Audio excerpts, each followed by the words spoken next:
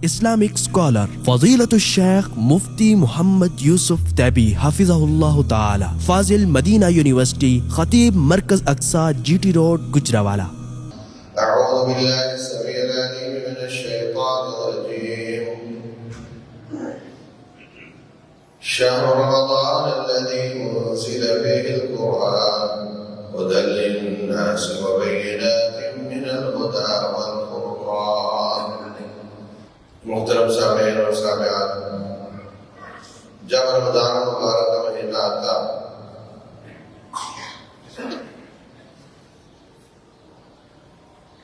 تو رسول اللہ صلی اللہ علیہ وسلم خوش ہوتے، بشارت دیتے، لوگوں تمہارے پاس بہت بڑا مہینہ آ رہا ہے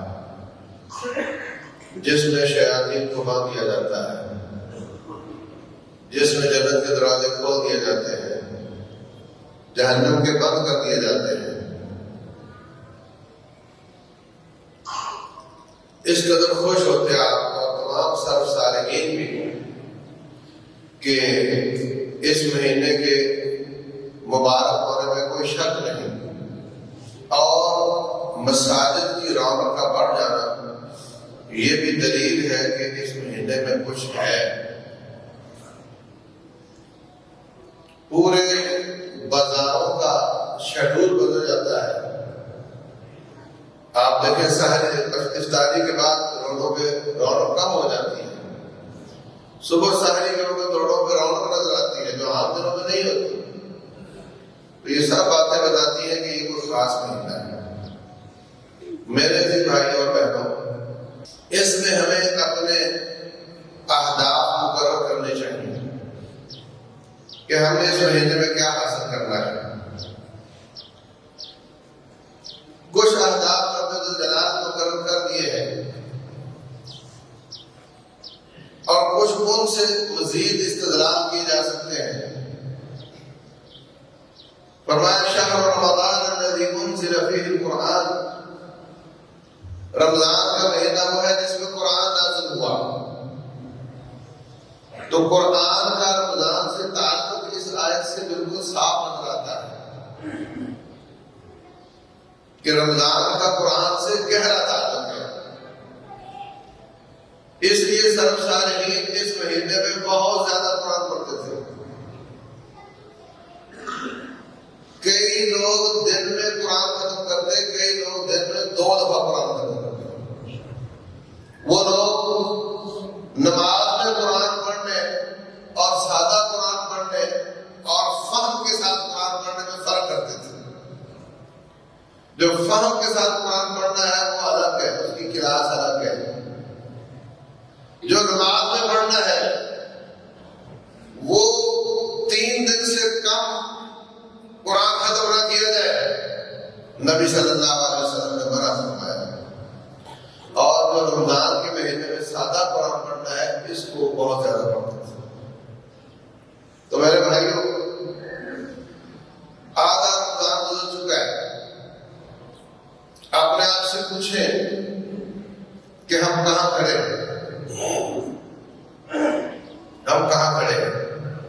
قرآن حکیم کتنا پڑھا، کتنا سمجھا؟ میرے عزیز بھائیوں، پہلا ہدف ہمارا کہ ہم نے کتنا قرآن پڑھنا ہے۔ 1 دفعہ ختم کرنا ہے، 2 دفعہ ختم کرنا ہے، 3 دفعہ ختم کرنا ہے۔ جو شخص ایک نماز سے پہلے 5 منٹ قرآن پڑھتا ہے وہ 1 دفعہ قرآن ختم کرے گا، اور جو 10 منٹ پڑھتا ہے وہ 2 قرآن ختم کرے گا۔ جو 15 منٹ پڑھتا ہے وہ 3 دفعہ قرآن ختم کر سکتا ہے، مگر ہر نماز کے ساتھ۔ اور جہاں تک فہم کا تعلق ہے، دوسرا ٹارگیٹ اس رمضان کا کتاب و سنت کا فہم ہے۔ کتاب و سنت کا فہم ہے۔ یاد رکھو، جس رب کے سامنے پیش ہونا ہے اس سے پوچھنا چاہیے کہ آپ کو کون سے کام پسند ہے، وہ ہم کر کے آئے۔ اگر ہم ان سے پوچھے بغیر کوئی کام کرتے رہے، اس کو پسند نہ آئے تو اس کا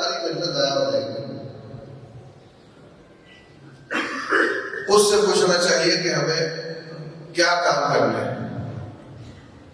اور کیسے پتہ چلے گا؟ وہ کتاب و سنت کو پڑھنے سے پتہ چلے گا، درس و دروس کو سننے سے پتہ چلے گا۔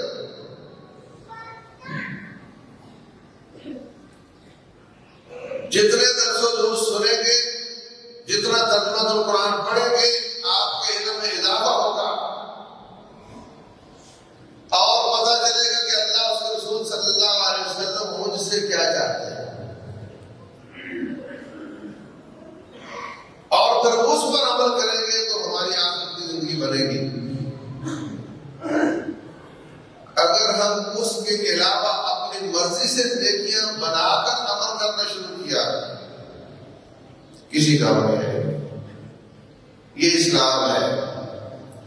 جو شخص ظہر کی 4 رکعتیں پڑھے گا اللہ اس کو ثواب دے گا، جو 5 رکعتیں پڑھے گا اللہ اس کو گناہ دے گا۔ دنیا کا قانون تو یہ ہے کہ جب 5ویں میں بھی فاتحہ ہی پڑھی تھی، اس میں بھی سورت ہی پڑھی تھی، اس میں بھی سبحان ربی الاعلیٰ ہی کہا تھا، تو پھر اگر 4 رکعتوں کا 40 نمبر ملتے ہیں تو 5 کے 50 ملنے چاہیے۔ لیکن اسلام میں ایسے نہیں ہے۔ قیاس یہی کہتا ہے، اسلام کہتا ہے کہ 4 پڑھو گے تو سنت کے مطابق ہوگی، اجر ملے گا، 5 پڑھو گے تو امام الانبیاء کی مخالفت ہوگی تو گناہ ملے گا۔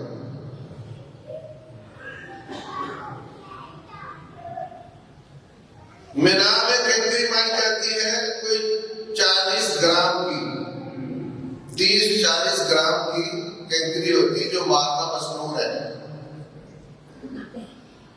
جب رات کو کنکری 30-40 گرام کی مارو گے تو مصنوع ہوگی تو اجر ملے گا۔ اگر 1.5 کلو کا پتھر مارو گے تو گناہ ملے گا۔ قیاس یہ کہتا ہے اگر 40 گرام سے شیطان کو پریشانی ہوتی ہے تو 1 کلو سے 10 گنا پریشانی ہوگی، 20 گنا ہوگی۔ قیاس یہ کہتا ہے، عقل یہ کہتی ہے، اور شرع یہ کہتی ہے کہ نہیں، 40 گرام والے نے سنت کے مطابق کام کیا تو شیطان کو سنت پر عمل کی وجہ سے پریشانی ہوگی، اور 1 کلو کا پتھر مارنے والے کو سنت کی مخالفت کی وجہ سے گناہ ملے گا، اور شیطان کو سنت کی مخالفت کی وجہ سے خوشی ہوگی۔ اس لیے عزیز بھائیوں، ہم نے بہت زیادہ نیکیاں خود بنائی ہوئی ہے۔ یہ درود جمعے کے بعد پڑھا جائے گا، یہ میڈ ان فیصل آباد ہے۔ یہ درود اسلام کے بعد پڑھا جائے گا، یہ درود تنجینا ہے، یہ درود ماہی ہے، یہ درود مدن تاج ہے۔ اپنی طرف سے بنا کر اس کے فضائل بنائے ہوئے ہیں، آپ فرار کرو، چوری کرو، کچھ بھی کرو، درود تنجینا پڑھ لو، 80 سال کے گناہ معاف ہو جائے گا۔ یہ بدترین حرکت ہے۔ شریعت سازی صرف رب الجلال کا حق ہے۔ ہمارے نبی مصطفیٰ علیہ السلام کا کام آسمان سے آنے والی شریعت کو اللہ کے بندوں تک پہنچانا ہے۔ اگر وہ حدیث بولتے ہیں تو رب کی مرضی سے بولتے ہیں، اگر وہ آیت بولتے ہیں تو اللہ تعالیٰ کے قرآن پر بولتے ہیں۔ وَمَا يَنطِقُ عَنِ الْهَوَىٰ، وہ اپنی مرضی سے نہیں بولتے، ان هُوَ إِلَّا وَحْيٌ يُوحَىٰ، وہ جو بھی فرماتے ہیں وہ اللہ کی وحی کے ساتھ فرماتے ہیں۔ ان کو شریعت سازی کی اجازت نہیں، شریعت پہنچانے کا حکم ہے۔ شریعت ساز رب الجلال ہے۔ شہد کھاتے تھے، شہد کھاتے تھے، کہہ دیا آج کے بعد شہد نہیں کھاؤں گا، اللہ نے آیات نازل کر دی، یا ایھا النبی لم تحرم ما احل اللہ لک، اے نبی جب میں نے حلال کیا ہے تو آپ اس کو حرام کیوں کرتے ہیں؟ حالانکہ آپ نے نہیں کیا، لوگوں کو نہیں کہا تھا کہ لوگوں شہد مت کھایا کرو۔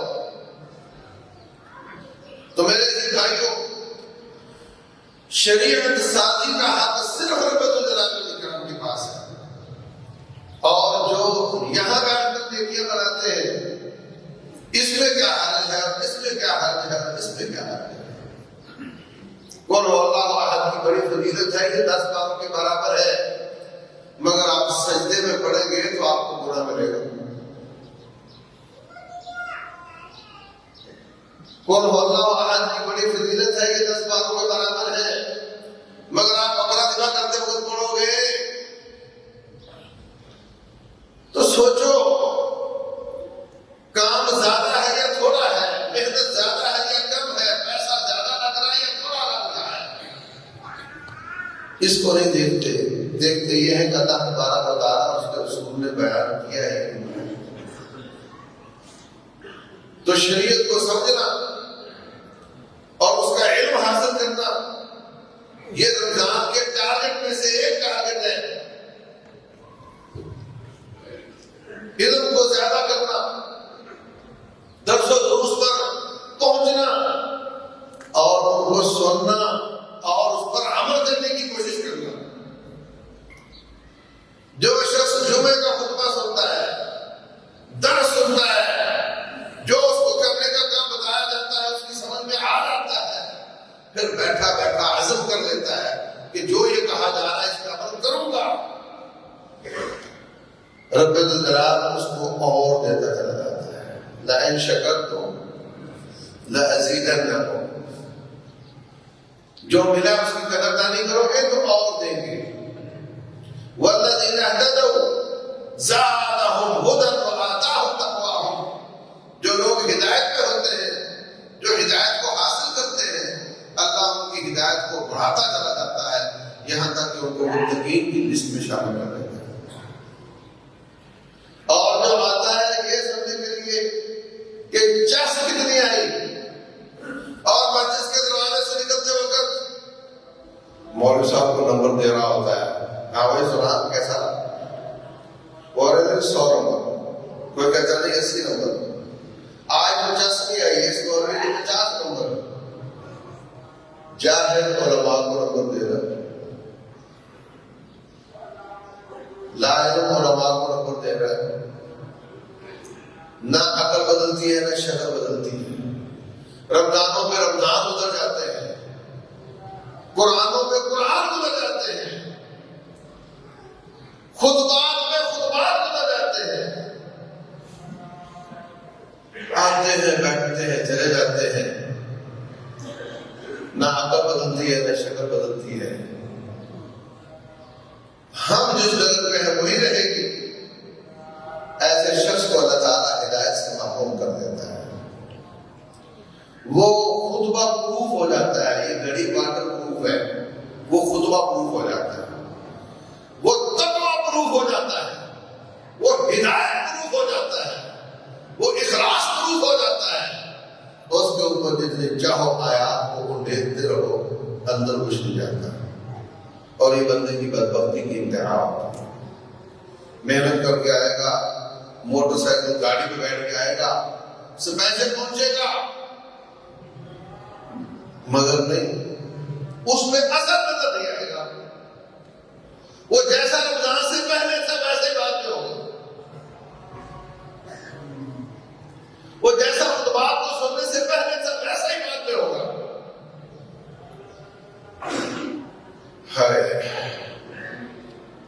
سأصرف عن آیاتی الذین یتکبرون فی الارض بغیر الحق، ایسے لوگوں سے ہم اپنی آیات کو دور کر دیں گے۔ اے نبی صلی اللہ علیہ وسلم، آپ سمجھتے ہیں کہ یہ سن رہے ہیں، دیکھ رہے ہیں؟ بالکل نہیں دیکھ رہے، بالکل نہیں دیکھ رہے، ہم نے ان کے اندر سے وہ صلاحیت ختم کر دی۔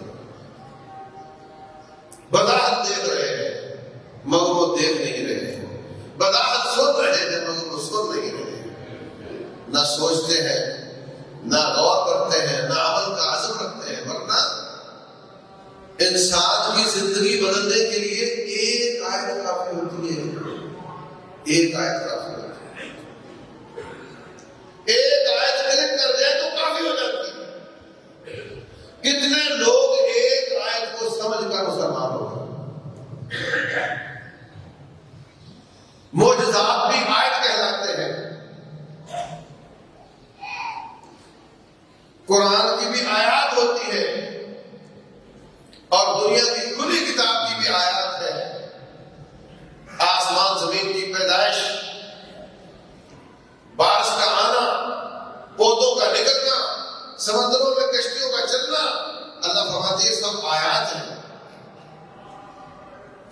یہ سب آیات ہیں. اللہ تبارک و تعالیٰ ایک ایک آیت سے لوگوں کو ہدایت دے دیتا ہے، مگر اس کا ارادہ ہو ہدایت پانے کا، ارادہ ہو عزم ہو عمل کرنے کا، اللہ دے دیتا ہے. موسیٰ علیہ السلام کے مقابلے میں فرعون جادوگروں کو لے کر آیا، وہ کفر کے نمائندے بن کر آئے. جب انہوں نے ایک آیت دیکھ لی کہ ایک ڈنڈا تھا اژدہا بن گیا لمبا، اور اس نے ساری رسیاں اور سارے ڈنڈے منہ میں ڈال دیے، انہوں نے سمجھ لیا کہ یہ جادو نہیں ہے، اس علاقے میں ہم سے اچھا جادوگر ہے کوئی نہیں. وَأُلْقِيَ السَّحَرَةُ ساجدین، سارے سجدے میں گر گئے. قَالُوا آمَنَّا بِرَبِّ الْعَالَمِينَ، کہنے لگے ہم رب العالمین پر ایمان لاتے ہیں. اور فرعون کو نہ سمجھنا کہ تو رب بنا ہوا ہے، تیرے پہ ایمان لاتے ہیں. رب موسیٰ و ہارون، ہم موسیٰ اور ہارون کے رب پر ایمان لاتے ہیں. ان کو پتا تھا کہ فرعون کے سامنے بڑی مجلس میں ایمان کے اعلان کا کیا مطلب ہو سکتا ہے. اور ایسا ہی ہوا. کہنے لگا یہ تو تم نے نورا کشتی کی ہے، یہ تمہارا استاد ہے، تم اس کے شاگرد ہو، مجھے کھچ کر دیا تم نے، زج کر دیا تم نے. لَوْقَطِّعَنَّ أَيْدِيَكُمْ وَأَرْجُلَكُم مِّنْ خِلَافٍ، ایک طرف کی بازو ایک طرف کی ٹانگ کاٹ کر کے تمہیں میں چوراہے پر لٹکاتا ہوں، اور میں دیکھتا ہوں أَيُّنَا أَشَدُّ عَذَابًا وَأَبْقَىٰ، کون زیادہ تعجب کر سکتا ہے، کون دنیا سے جانتا ہے اور کون دنیا میں رہتا ہے. وہ کہنے لگے بک بک نہ کر، لا ضیر انا الی ربنا منقلبون، فقد ما انت قال، جو تجھ سے ہوتا ہے کر لے، انما تقضی هذه الحیات الدنیا، کہ یہ تیرے فیصلے جہاں میں چلتے ہیں، اگلے جہاں میں نہیں چلتے. آج اگر ہم اپنی شکل صحابہ کرام جیسے بنانے کا عزم کر لیں، کوئی ٹانگ نہیں کاٹے گا، کوئی بازو نہیں کاٹے گا، کوئی چوراہے پہ نہیں لٹکائے گا. اور تھوڑی سی مزاحمت ہوگی گھر والے کی طرف سے، ہو سکتا ہے، وہ بھی ہو سکتا ہے نہ ہی ہو سکتا ہے کوئی دوست پریشان کرے، اور ایسے دوست تو داڑھی کی چھلنی سے چھن کر ویسے دور ہو جاتے ہیں، اور اللہ تعالیٰ ان کی جگہ پہ اچھے دوستوں کا کافی بات ہے. اچھی بات ہے، کوئی ریئیکشن نہیں آئے گا بہت بڑا، کسی کی گردن نہیں کٹے گی، کچھ بھی نہیں ہوگا. ہم آج اگر کتاب و سنت کو سمجھ کر عمل کا عزم کریں، کوئی ریئیکشن زیادہ نہیں ہوگا. ہم ایک مسلمان ملک میں رہتے ہیں، مگر وہ کافروں کے ملک میں تھے اور ریئیکشن شدید تھا، اس کے باوجود ڈٹ گئے، ایک آیت کو سمجھ کر ڈٹ گئے. تو رمضان کے ٹارگٹ میں یہ بھی ٹارگٹ ہے کہ ہمارے شعبان اور شوال میں فرق ہونا چاہیے. بیمار آدمی کوئی بیماری ڈائگنوز ہو جاتی ہے، پھر وہ اس کا کورس لیتا ہے، پھر ڈاکٹر اس کے بعد پھر ٹیسٹ کرواتا ہے، پھر اس کو کمپیئر کر کے کہتا ہے لو جی تیرا ٹیسٹ کلیئر آ گیا، ماشاءاللہ مبارک ہو. ہمیں بھی شعبان اور شوال کے 2 ٹیسٹ کروانے ہیں. ایک شعبان میں جس میں بیماریاں ایک نہیں بہت زیادہ تھی، اور ایک شوال میں اگر کلیئر آ گئے تو رب الجلال والاکرام اس کا فائدہ آخرت میں بھی دے گا. یہ روزہ جنت کا دروازہ بھی بن جائے گا، یہ روزہ شیطان کے خلاف ڈال بھی بن جائے گا، یہ روزہ تقویٰ الہیت بھی لے کر آئے گا، اس سے گناہ بھی معاف ہو جائیں گے. اور اگر دونوں ٹیسٹ ایک جیسے ہی ہوئے اور وائرس ختم نہ ہوا تو پھر بھائیوں، جس کے رمضان نے یہاں فائدہ نہیں دیا، اس کا رمضان وہاں بھی فائدہ نہیں دیا. پھر خواہ اپنے آپ کو دھوکہ دینے والی بات ہے، خواہ دھوکہ دینے والی بات ہے. اس گمان میں نہ رہنا کہ نہیں مولوی بڑا تنگ نظر ہے، اللہ بڑا غفور رحیم ہے. ایسا نہیں ہوتا، ایسا نہیں ہوتا. اللہ فرماتے ہیں انی لغفار لمن تاب، میں بخشتا ضرور ہوں مگر جو توبہ کرے، وہ آمن عقیدہ ٹھیک کرے، وہ عمل صالحا اعمال درست کرے، ثم اهتدى، پھر ہدایت والی زندگی گزارے، اس کے میں معاف کر دیتا ہوں. یہ میں نہیں کہہ رہا، یہ تو نعوذ باللہ رب کی توہین ہے کہ ہم یہ سمجھیں کہ ہم گناہ نہ چھوڑیں اور وہ معاف کرتا ملے گا. ہم ہاتھ اٹھا لیتے ہیں یا اللہ معافی یا اللہ معافی یا اللہ معافی، اس طرح تھوڑا یہ مذاق ہے. نہ حج مارا ہے، داڑھی گزر رہا ہے، یا اللہ معافی یا اللہ معافی. سوچو تو صحیح کس کے دربار میں کھڑے ہو. ان اللہ لا يقبل من قلب غافل لاہن، اللہ غفلت کرنے والے کھیل کود کرنے والے دل کی نہ دعا قبول کرتا ہے نہ عبادت قبول کرتا ہے. توجہ کر، سامنے آ، اپنے گناہوں کا اقرار کر اور پھر توبہ کر، پھر اللہ معاف کر دے گا. تو ہم کیا کیا وائلیشن کرتے ہیں، کہاں کہاں شریعت کی مخالفت ہے، اس کا پتہ چلے گا علم حاصل کرنے سے. تو رمضان کا ایک ٹارگٹ ہے علم حاصل کرنا.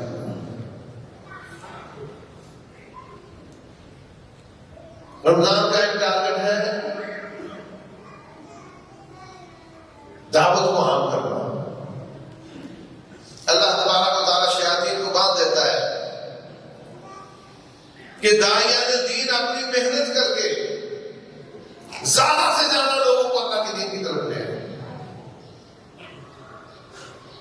یہ بہت بڑا چانس ہے. اللہ تعالیٰ نے کبھی ایسا نہیں کیا کہ داعیان دین کو باندھ دے اور شیطان کو کھلا چھوڑ دے. اور وہ ہر سال ایک مہینہ لے کر آتا ہے. شیطان کا کام برائی کا حکم دینا، نیکی سے منع کرنا ہے.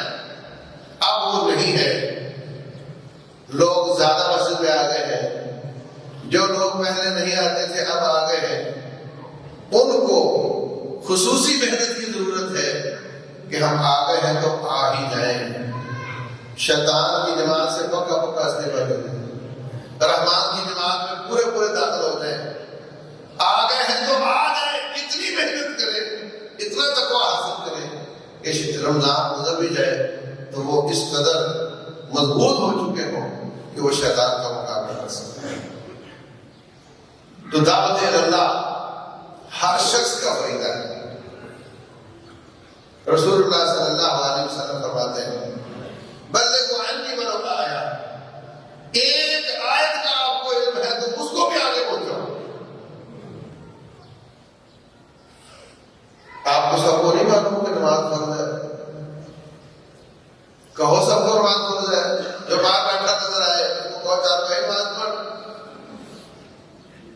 آپ کو سب کو معلوم ہے کہ بے پردگی جائز نہیں. اگر ایک گزرنے والی عورت کو سامنے سے جتنے مرد نظر آئے، جتنی عورتیں نظر آئے، سب کہہ رہے ہو کہ پردہ کر بیٹی، پردہ کر بیٹی، پردہ کر، وہ کر لے. لیکن ہم تو گناہوں کو ہضم کرنے کا عادی ہو چکے ہیں، میرے سمیت. ہماری تو حالت خراب ہے. گناہ یہ بھی اب تو عام ہے، یار چھوڑو اس کو. یہ بھی عام ہو گیا ہے، چھوڑو. یہ بھی عام ہو گیا ہے، اس کو چھوڑو. یہ روش عیسائیوں کی ہے. ان میں شراب حرام تھی، جب عام ہوئی تو انہوں نے قانون پاس کر دیا کہ جائز ہے. بدکاری حرام تھی، جب عام ہوئی تو انہوں نے قانون پاس کر دیا کہ رضامندی سے انہوں جائز ہے. پھر اللہ محفوظ رکھے لوط علیہ السلام کے قوم کی لاتوں کو بڑھ گئی. جب عام ہو گئی تو ان کی اسمبلیوں نے اس کو بھی پاس کر دیا اور پاکستان پہ دباؤ ڈال رہے ہیں کہ تم بھی اس کو پاس کرو. جو گناہ عام ہو جائے اس کو پاس کر دو، قبول کر دو. اس کا مطلب دین میں کوئی ڈیموکریٹک ہوا کہ جس گناہ کو زیادہ ووٹ ملے وہ ثواب ہو جائے، وہ جائے گا. اس طرح نہیں ہوتا. جو عہد نبوت میں گناہ تھا وہ آج بھی گناہ ہے، وہ قیامت تک گناہ ہوگا. جو عہد نبوت میں ثواب تھا وہ آج بھی ثواب ہے، وہ قیامت تک ثواب ہوگا. لوگوں کے کہنے سے، لوگوں کے کرنے سے اور کمپیئر کرنے سے کہ میں تھوڑا گناہگار، وہ زیادہ گناہگار، اس طرح نہیں ہوتا. اللہ کا ایک میرٹ ہے، اس پر اللہ فیصلے کرے گا، اور جو اس پر نہیں آئے گا سب کو چولہے میں ڈال دے گا، تو اس کو کوئی پرواہ نہیں.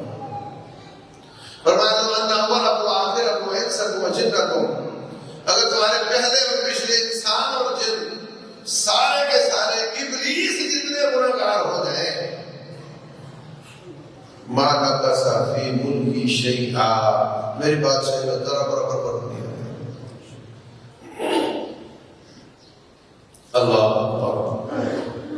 آسمان کے اوپر ایک بالشت خالی جگہ نہیں جہاں کوئی نہ کوئی فرشتہ اللہ کی عبادت نہ کر رہا ہو. کیا اوقات ہے اس آسمان کے سامنے تمہاری زمین کی، اور کیا اوقات ہے اس زمین کے اوپر تمہاری. رب کی بغاوت کرو گے تو کیا ہوگا؟ سبح للہ ما فی السماوات و ما فی الارض. یہ در و دیوار، یہ پرندے، یہ چرندے، یہ درندے، یہ پتھر، ہر چیز میرے رب کی عبادت کر رہی، اس کی تسبیحات کر رہی. آپ کہتے ہیں جو پہاڑ سلائڈ ہو گیا ہے، رب فرماتے ہیں یہ سجدے میں گر گیا ہے. وَإِنَّ مِنْهَا لَمَا يَهْبِطُ مِنْ خَشْيَةِ اللَّهِ، اللہ کے خوف سے گر گیا ہے. ہر چیز اس کی عبادت کر رہی ہے. اس میں تمہاری کیا اوقات ہے؟ تم اکڑ جاؤ گے، تکبر کرو گے تو اس کو کوئی فرق نہیں پڑتا. من جاہد فإنما یجاہد لنفسہ لا تمنوا علی اسلامکم. جس نے نیکی کرنی ہے اپنے لیے کرنی ہے، کسی پر کوئی احسان نہیں. تو میرے عزیز بھائیوں، یہ مہینہ علم حاصل کرنے کا بھی ہے اور دعوت کو عام کرنے کا بھی. علم پہلے، دعوت بعد. جتنا علم ہے اس کو آگے پہنچانا ہے. اپنے بیوی بچوں کو، آپ کی بچی اگر بے پردہ ہے تو اس کو میں تو نہیں جا کر سمجھا سکتا. ٹارگیٹ بناؤ 10 آدمیوں کو نیکی کا حکم دینا ہے، برائی سے منع کرنا ہے. ہر بھائی اپنے رشتے داروں میں سے، اپنے پڑوسیوں میں سے کوئی لمبی چوڑی تقریر یاد کرنا ضروری نہیں. نماز میں پڑھنا بیٹھا ہوا جاتا میرا بھائی صاحب آپ نماز پڑھنے چلے جاؤ، نماز اللہ نے فرض کی ہے. اتنی سی بات ہے، کریں گے. یہ اس رمضان کا ٹارگیٹ ہے. اور پھر رمضان کا ایک ٹارگیٹ یہ بھی ہے، اللہ فرماتے ہیں کہ لعلکم تتقون، تاکہ تمہیں تقویٰ آ جائے. اور وہ بھی جب ہم ہر وقت ذکر اذکار کر رہے ہوں گے، ہر وقت روزے کی حالت میں ہے، راتوں کے قیام کی حالت میں ہے، توبہ طائب ہو رہے ہیں، قرآن پڑھ رہے ہیں، تو انشاءاللہ اللہ کا تقویٰ بھی حاصل ہو جائے گا، للہیت بھی حاصل ہو جائے گی. اللہ اکبر. رمضان کے ٹارگیٹ میں سے ایک ٹارگیٹ صدقہ کرنا ہے. رسول اللہ صلی اللہ علیہ وسلم رمضان میں بہت زیادہ صدقہ کرتے تھے، آندھی طوفان کی طرح صدقہ کرتے تھے. ہر دن اور ہر رات آپ نے صدقہ کرنا ہے، تھوڑا ہو یا زیادہ. رسول اللہ صلی اللہ علیہ وسلم فرماتے ہیں روزانہ 2 فرشتے نازل ہوتے ہیں. 2 فرشتے نازل ہوتے ہیں. ایک کہتا ہے جس نے صدقہ کیا ہے اللہ اس کو نعمت بدل عطا فرمائے. دوسرا کہتا ہے جس نے بخل کیا ہے اللہ اس کی مال کو زیادہ کرے، ضائع کرے. اور یہ رمضان کا ٹارگیٹ نہیں ہے، یہ ساری زندگی کا ہے. 50 روپے دے دو، 20 روپے دے دو، مگر روزانہ. میرے عزیز بھائیوں، اللہ تبارک و تعالیٰ نے قرآن حکیم میں جنتیوں اور جہنمیوں کا مکالمہ پیش کیا ہے، اس کا ذکر کیا ہے. فی جنات یتساءلون عن المجرمین ما سلککم فی سقر. جنتیوں اور جہنمیوں کے بیچ میں پردہ نہ ہٹائے گا. جنتی جہنمیوں سے پوچھیں گے جہنم میں کیوں گئے ہو. جیسے کسی کو پولیس نے روکا ہوا ہو تو دوست پاس سے پوچھتا کیا ہوا ہے، وہ کہتے ہیں وہ لائسنس گھر بھول گیا تھا، یہ اشارہ توڑ دیا تھا، یہ بیلٹ مل گئی تھی. جنتی جہنمیوں سے پوچھیں گے کیا ہوا ہے. ما سلککم فی سقر، کہے گے نمبر 1 لم نکن المصلین، ہم نماز نہیں پڑھتے تھے. اور میرے عزیز بھائیوں، جو رمضان میں ہی آئے ہو، میں آپ کو پیکج دیتا ہوں. جو نماز نہیں پڑھتے تھے وہ صرف فرض نماز شروع کر رہے ہیں. مسجد میں جایا کریں، جتنے جماعت کے ساتھ ہوتے اتنے پڑھ کے آ جائیں گے. جب آپ کے فرض اچھے ہو جائیں گے تو پھر میں آپ کو تلقین کروں گا کہ فرائض کم ہو جاتے ہیں، توجہ ادھر ادھر ہو جاتی ہے، خلوص کم ہو جاتا ہے، نظر ادھر ادھر ہو جاتی ہے، فرائض کی کمی نفلوں سے پوری ہوتی ہے، تو آہستہ آہستہ ساتھ سنتیں بھی شروع ہو. لیکن جو شخص فرض پڑھ لیتا ہے وہ گناہ سے نکل جاتا ہے. جو نہیں پڑھتے تھے وہ کم از کم فرض شروع کرے. عشاء کے صرف 4، جو وتر ہے یہ تہجد ہے، یہ عشاء کا حصہ نہیں ہے، یہ تہجد کا حصہ ہے. اس کی بڑی اہمیت ہے. باقی سنتوں کی بھی بڑی اہمیت ہے، مگر جو بالکل نہیں پڑھتا وہ کم از کم فرائض پہ آ جائے، اور جو فرائض پڑھتا ہے وہ آہستہ آہستہ سنتوں پہ آ جائے، وتر پہ آ جائے. تو لم نکن من المصلین، ہم نماز نہیں پڑھتے تھے، اس جرم سے نکل رہے. نمبر 2، وَلَمْ نَكُنْ نُطْعِمُ الْمِسْكِينَ، ہم مسکین کو کھانا نہیں کھلاتے تھے. یہ صدقہ ہے. آپ بھائی غور کرو، آخری دفعہ نماز کب پڑھی تھی؟ بولو، آخری نماز کب پڑھی تھی؟ اور آخری بات مسکین کو کھانا کب کھلایا تھا؟ اکٹھے ذکر ہوئے. کہاں ہم نماز نہیں پڑھتے تھے. نمبر 2، ہم مسکین کو کھانا نہیں کھلاتے تھے. نمبر 3، وَكُنَّا نَخُوضُ مَعَ الْخَائِضِينَ، ہم فضول بحثوں میں پڑے رہتے تھے. ہم فیس بک پہ بیٹھے رہتے تھے، ہم ٹویٹر پہ بیٹھے رہتے تھے، ہم یوٹیوب پر بیٹھے رہتے تھے، ہم لوگوں کے میسج پڑھتے تھے، مالک تیرے میسج نہیں پڑھتے تھے. نماز پڑھتا ہے فوراً ہاتھ جیب کی طرف جاتا ہے، شاید کسی کا میسج آئے. وہ سوتے وقت آخری کام میسج دیکھنا، اٹھتے وقت سب سے پہلا کام میسج دیکھنا. اور جس نے پیدا کیا اس کا میسج صرف رمضان ہے. ہم فضول کام بہت کرتے تھے. جو شخص پیپر میں اچھے جواب لکھے وہ کامیاب ہو جاتا ہے، جو غلط جواب لکھے وہ فیل ہو جاتا ہے، اور جو خالی پیپر دے دے وہ بھی فیل ہو جاتا ہے، اور جو وہ جواب لکھے جو سوال تھے ہی نہیں وہ بھی فیل ہو جاتا ہے، اور جو فضول کام، کوئی چڑیا بنا دی، کوئی طوطا بنا دیا، کوئی پہاڑ بنا دیا، کوئی گھر بنا دیا، وہ بھی فیل ہو جاتا ہے. کامیاب صرف وہ ہوتا ہے جو سوالات کے مطابق صحیح جواب دیتا ہے.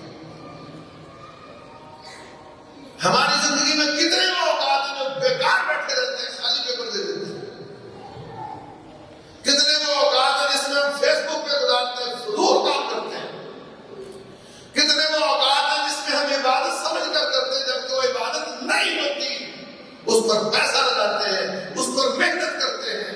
عاملۃ ناصبہ، عمل کر کر کے تھک جانے والے، تصلیٰ نارا حامیہ، جہنم میں جائیں گے. عمل کر کر کے تھک جانے والے جہنم میں جائیں گے. بیکار بیٹھنے والے بھی ناکام، سوشل میڈیا میں وقت ضائع کرنے والے بھی ناکام، گناہ کرنے والے بھی ناکام، اور بدعات پر عمل کرنے والے بھی ناکام. کامیاب صرف وہ ہوگا جو اللہ اس کے رسول صلی اللہ علیہ وسلم سے پوچھ کر نہیں کیا. وَكُنَّا نَخُوضُ مَعَ الْخَائِضِينَ. تو عزیز بھائیوں، صدقہ کرنا اس رمضان کا ٹارگٹ ہے. اس کی پھر آگے 2 شکلیں. ایک یہ ہے کہ جیب سے پیسہ نکالا اور مسکین کو کھانا کھلانا. یہ جو روزے کی سحری افطاری کروائی جاتی ہے، اس میں مسکین کو کھانا ہوتا ہے. اور کسی کا روزہ بس وقت نہیں بھی ہوتا مگر مسکین تو ہوتا ہے. دوسری شکل اس کی ہے لوگوں کو جا کر کہنا کہ لوگوں مسکین کے کھانے کے لیے پیسے دو، اس کا بھی اللہ نے حکم دیا ہے۔ أَرَأَيْتَ الَّذِي يُكَذِّبُ بِالدِّينِ فَذَلِكَ الَّذِي يَدُعُّ الْيَتِيمَ، کیا آپ نے وہ شخص دیکھا جو قیامت کا انکار کرتا ہے؟ یہ وہ ہے جو یتیم کو دھتکارتا ہے۔ وَلَا يَحُضُّ عَلَىٰ طَعَامِ الْمِسْكِينِ، مسکین کے کھانے کی تلقین نہیں کرتا، مسکین کے کھانے کے پیسے جمع نہیں کرتا۔ یہ نہیں کہا مسکین کو کھانا نہیں کھلاتا، بلکہ کہا مسکین کے کھانے کے لیے پیسے جمع نہیں کرتا۔